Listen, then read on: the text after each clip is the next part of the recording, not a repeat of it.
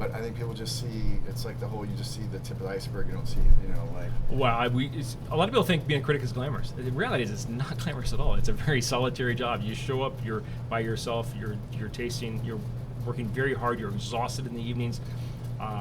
And so and then you come home and you're working at it in front of a computer, and you have a 300-page document that you're trying to make sense of and edit it, make sure it's concise. Not overuse adjectives, and so it's a very difficult. There can be a lot of repetition to it because you're writing tasting notes, thousands of tasting notes, Yeah.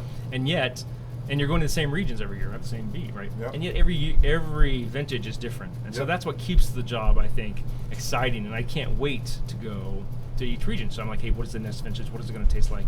What did this producer do? And so that's part of why I think I just love the job that I have. So. Right.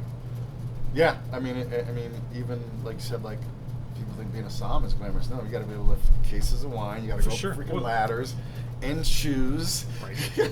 That's like the reality is every job, when you look at it from the outside, can seem glamorous, but the 90% of it is underlying work like anything else, Yep. right? And so that's Yep. just the reality of life.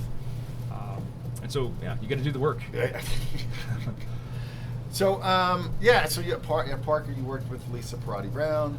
Now, right? You worked with her.